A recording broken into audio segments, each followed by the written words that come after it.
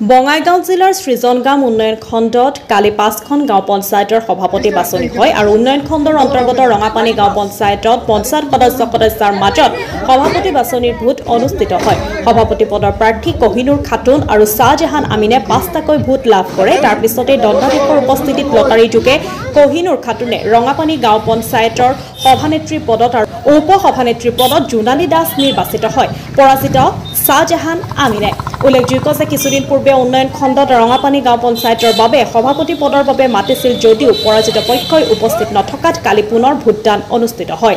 উন্নয়ন খণ্ডৰ কাৰ্যালয়ৰ পৰা শ শ বাইক আৰু চাৰিচকীয়া বাহনে সমদল কৰি ৰভাপানী গাঁও পঞ্চায়তত উপস্থিত হয় সভানেত্ৰী কহিনুৰ খাতুনে। আনহাতে কাকৈজানা গাঁও পঞ্চায়তত দাইবাকী ৰায়, চক্ৰভোম গাঁও পঞ্চায়তত সুমিত্ৰা ৰায়, পাচনীয়া খুৰাগাঁও গাঁও পঞ্চায়তত নিৰলা ৰয় আৰু সন্তোষপুৰ গাঁও পঞ্চায়তত সুন্দৰী ৰয় আৰু সভাপতি হিচাপে নিৰ্বাচিত হয়। সৃজনগাম উন্নয়ন খণ্ডৰ খণ্ড উন্নয়ন বিষয়ে জানিব দিয়া মতে দণ্ডাধীশৰ উপস্থিতিত সভাপতি আৰু উপসভাপতি ভোটৰ জৰিয়তে নিৰ্বাচন কৰা হয়। কোকিলাৰ পৰা সুলতান আহমেদৰ ৰিপৰ্ট, নিভাজ অসম লাইভ।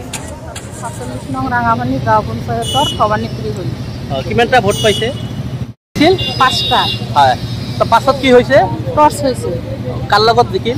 শাহজাহানৰ লগত। ৰাঙাপানী পঞ্চায়তৰ উন্নয়নমূলক কাম কাজ যিখিনি আছে ৯জন সদস্যক লৈ মই কাম কৰিম আৰু দুখীয়াক সহায় কৰিম। উপসভাপতি ৰঙাপানী গাঁও পঞ্চায়তৰ। কিমানটা ভোট পাইছে? ভোট হোৱা নাই আমাৰ, প্ৰস্তাৱ আৰু সমৰ্থকতে হৈছে। যেতিয়া তেওঁলোকৰ টৰ্চ হ'ল, টৰ্চ হোৱাৰ পিছত আমাৰ এগেইনষ্ট পাৰ্টি হাৰাৰ পিছত তেওঁলোকে ওলাই আহিল, আমি ৫জন ৰৈ গ'লোঁ। তেতিয়া এওঁলোকৰ পৰা প্ৰস্তাৱ আৰু সমৰ্থক হয় মোক উপসভাপতিক তেওঁলোকে জিকাই দিছে। তেওঁলোকক বহুত বহুত ধন্যবাদ দিছোঁ মই। এখন আমাৰ ৪৭ নং ৰঙাপানী গাঁও পঞ্চায়ত আজি আমাৰ সদস্য আছিলে ৫জন আৰু সিহঁতৰ আছিলে ৫জন।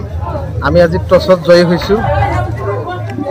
কহিনুৰ খাতুন আজি আমাৰ এই ৪৭ নং ৰঙাপানী গাঁও পঞ্চায়তত সভানেত্ৰী হিচাপে নিৰ্বাচিত হৈছে আৰু ভাইচ প্ৰেচিডেণ্ট আমাৰ জোনালী দাস।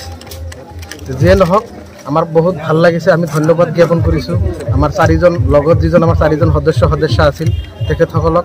আমি ৰঙাপানী পঞ্চায়তত সমূহ ৰাইজক আমি ধন্যবাদ জ্ঞাপন কৰিছোঁ। ৰাইজৰ দোৱাত আল্লাৰ ঈশ্বৰৰ কৃপাত আমি আজি সভানেত্ৰী হ'বলৈ সক্ষম হৈছোঁ। আমি চবকে ধন্যবাদ জ্ঞাপন কৰিছোঁ।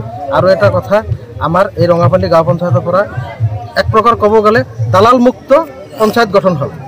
দালাল মুক্ত পঞ্চায়ত গঠন হ'ল আৰু আগন্তুক দিনত আমাৰ সভানেত্ৰীগৰাকীক কহিনুৰ আৰু ইহঁতৰ সদস্য গোটেইখিনিক লৈ জোনালী দাস ইহঁতৰ গোটেইখিনি আমাৰ ৰঙাপানী পঞ্চায়তত মানে উন্নয়নমূলক যিবিলাক কাম আছে সেইবিলাক কাম ৰাইজৰ লগত ৰাখি কামবিলাক কৰিব।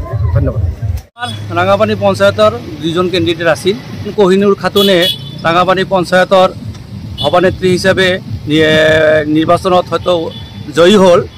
আশা কৰোঁ তেওঁলোকে এই ৰাঙাপানী পঞ্চায়তত সভানেত্ৰী হিচাপে যাতে আমাৰ এই ৰাঙাপানী পঞ্চায়তত উন্নতিকৰণৰ বাবে যথেষ্ট প্ৰচেষ্টা লয়, এই আশা ৰাখিছোঁ আমি।